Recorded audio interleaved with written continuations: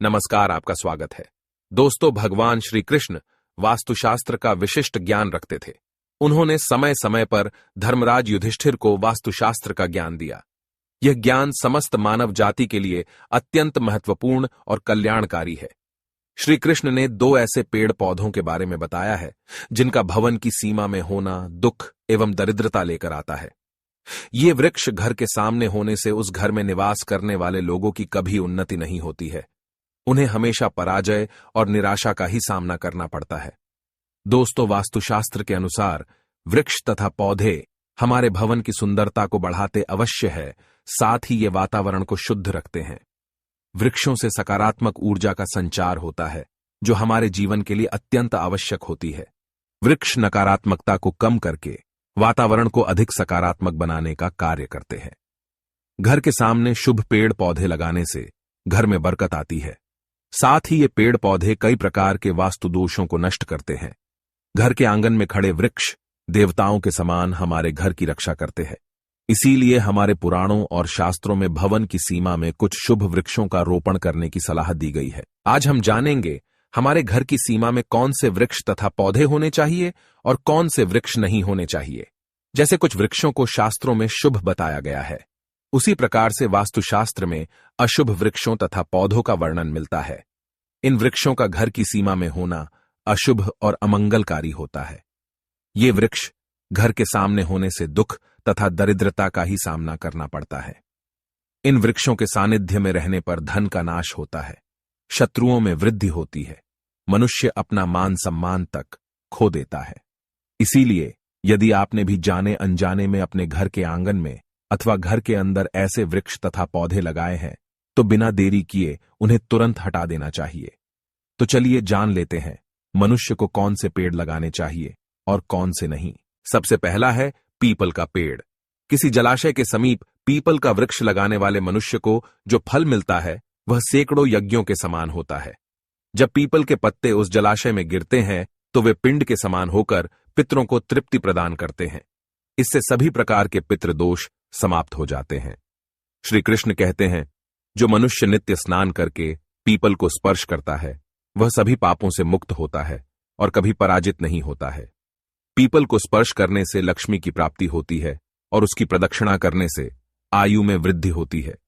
People की जड़ में श्री विष्णु, तने में शिव जी और अग्रभाग में ब्रह्मा जी स्थित रहते हैं। सोमवती अमावस्या के दिन पीपल को प्रणाम करने से जो फल मिलता है वह 1000 गाय के दान के बराबर होता है। इस संसार में पीपल के समान कोई वृक्ष नहीं है। साक्षात श्री हरि इस वृक्ष के रूप में पृथ्वी पर विराजमान है। पीपल के वृक्ष को चोट पहुंचाना अथवा उसकी टहनी तोड़ना महापाप माना गया है। ऐसा मनुष्य एक कल्प तक नरक में रहता है और जो पीपल को जड़ से काटता है उसका कभी नरक से उद्धार नहीं होता है। दूसरा है आंवले का वृक्ष। श्री कृष्ण कहते हैं, आंवले का फल समस्त लोकों में प्रसिद्ध और परम पवित्र है। आंवले को लगाने से स्त्री और पुरुष जन्म मृत्यु के बंधन से मुक्त हो जाते हैं। यह पवित्र फल भगवान विष्णु को अत्यंत प्रसन्न करने वाला एवं शुभ माना गया है। इसको खाने से सभी पापों से मुक्ति मिलती है। आंवला खाने से आयु बढ़ती है, उसका जल पीने से रोगों का नाश होता है और आंवले को जल में मिलाकर स्नान करने से दरिद्रता दूर हो जाती है और सभी प्रकार के ऐश्वर्य प्राप्त होते हैं। जिस घर में आंवला सदा मौजूद रहता है उस घर में कभी दैत्य और राक्षस नहीं आते हैं। एकादशी के दिन अगर आंवला मिल जाए तो संसार के सभी तीर्थों से बढ़कर फल प्राप्त होता है। अपने केश में आंवला लगाने वाला फिर से मृत्यु लोक पर जन्म नहीं लेता है। जिस घर के सामने आंवले का वृक्ष होता है वहां पर साक्षात लक्ष्मी नारायण निवास करते हैं।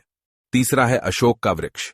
दोस्तों, पद्म पुराण के अनुसार अशोक के वृक्ष में अप्सराओं का निवास होता है। यह वृक्ष शोक का नाश करने वाला तथा निराश को समाप्त करने वाला होता है। इस वृक्ष को घर के पास लगाने से घर में सुख शांति बनी रहती है। अशोक का वृक्ष शीतलता और यौवन प्रदान करने वाला होता है। मां लक्ष्मी ने जब देवी सीता के रूप में अवतार लिया था तब रावण द्वारा अपहरण करने के बाद उनका वास अशोक वाटिका में था। अशोक के वृक्ष ने मां सीता की बहुत सेवा की थी। इसीलिए मां सीता ने अशोक वृक्ष को यह वरदान दिया था कि जिस भी स्थान पर यह वृक्ष होगा वहां पर उनका सदैव ही निवास होगा। चौथा है पाकड़ का वृक्ष। पद्म पुराण के अनुसार प्रत्येक मनुष्य को पाकड़ का वृक्ष अवश्य लगाना चाहिए।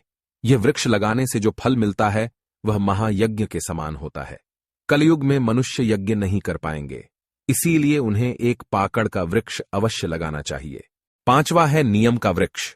पद्म पुराण के अनुसार नियम का वृक्ष लगाने से सूर्य देव प्रसन्न होते हैं। नियम का वृक्ष आयु प्रदान करने वाला माना गया है। इसे घर के पास लगाने से नाना प्रकार के रोगों से छुटकारा मिलता है। मां लक्ष्मी को नीम के पत्ते अत्यंत प्रिय होते हैं, इसीलिए वह नीम के वृक्ष के पास निवास करती है। घर के सामने नीम के वृक्ष का रोपण करने से धन संपत्ति की प्राप्ति होती है। 6ठा है जामुन का वृक्ष। यदि कोई मनुष्य कन्या प्राप्ति की कामना करता है तो उसे जामुन का वृक्ष अवश्य लगाना चाहिए। पद्म पुराण के अनुसार जिस मनुष्य के घर के सामने जामुन का वृक्ष होता है उसके घर में कन्या का जन्म होता है, जो कुल का गौरव बढ़ाती है। 7वां है बेल का वृक्ष। पद्म पुराण के अनुसार बेल के वृक्ष में भगवान शिव और गुलाब में देवी पार्वती का निवास है। इसीलिए अगर बेल के वृक्ष के पास गुलाब का पौधा लगाया जाए तो शिव पार्वती का आशीर्वाद प्राप्त होता है। उस घर में कभी दुख दरिद्रता नहीं आती है, उस घर में कभी अकाल मृत्यु नहीं होती है और कोई स्त्री विधवा नहीं बनती है। 8वां है नारियल का पेड़। नारियल का पेड़ लगाने से पुरुष अनेक स्त्री का पति बनता है। नारियल किसी भी धार्मिक अनुष्ठान का आवश्यक अंग होता है। यह अत्यंत शुभ माना जाता है। घर के आंगन में नारियल का पेड़ होने से उस घर में हमेशा शुभता होती है और उस घर के सदस्यों का समाज में बहुत मान सम्मान होता है। सुंदर पत्नी की कामना करने वाले मनुष्य को अनार का वृक्ष लगाना चाहिए। पलाश का पेड़ ब्रह्म तेज प्रदान करता है, इसीलिए इसका रोपण अवश्य करना चाहिए। वंश वृद्धि और संतान प्राप्ति की कामना करने वाले मनुष्य को अंकोल का वृक्ष अवश्य लगाना चाहिए। अगर मनुष्य किसी बीमारी से पीड़ित है तो उसे खैर का वृक्ष लगाना चाहिए। खैर का वृक्ष लगाने से बड़े बड़े रोग नष्ट हो जाते हैं। ये वृक्ष आरोग्य प्रदान करने वाला होता है। कुंद अर्थात मोगरे के पेड़ में गंधर्व निवास करते हैं, इसीलिए इस पौधे का रोपण अपने घर के पास करने से कार्यों में सिद्धि और शुभ फलों की प्राप्ति होती है। खासकर कला के क्षेत्र में काम करने वाले लोगों को यह पौधा अवश्य लगाना चाहिए। यदि किसी मनुष्य को चोर और लुटेरों का भी सता रहा है तो उसे अपने घर के पास बेंत का वृक्ष जरूर लगाना चाहिए। यह वृक्ष चोर लुटेरों को भयभीत करता है और घर की रक्षा करता है। चंदन और कटहल के वृक्ष पुण्य और लक्ष्मी प्रदान करते हैं। इन वृक्षों का रोपण करने से दुख दरिद्रता समाप्त हो जाती है। केले का पेड़ भी बहुत शुभ होता है और यह घर में सुख समृद्धि और खुशहाली लाता है। केले के पेड़ में भगवान विष्णु का वास होता है, इसलिए घर में केले का पेड़ होने से घर में धन की कमी नहीं होती है। हर श्रृंगार के पौधे को पारिजात भी कहा जाता है। इस पौधे की उत्पत्ति समुद्र मंथन के समय हुई थी और मां लक्ष्मी भी समुद्र मंथन से ही प्रकट हुई है। इसीलिए पारिजात के पौधे का बहुत अधिक महत्व है। यदि इस पौधे को अपने घर पर लगाते हैं तो आपको मां लक्ष्मी की विशेष कृपा प्राप्त होगी। मनुष्य को कभी भी ताड़ का वृक्ष नहीं लगाना चाहिए। ताड़ का वृक्ष संतान का नाश करने वाला होता है। जिस घर के पास ताड़ का वृक्ष होता है उस घर के संतानों की कभी उन्नति नहीं होती है। मनुष्य को कभी भी अपने घर के पास बहेड़े का वृक्ष नहीं लगाना चाहिए।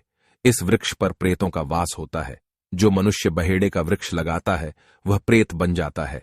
इसके नीचे बैठकर कभी पूजा पाठ भी नहीं करना चाहिए।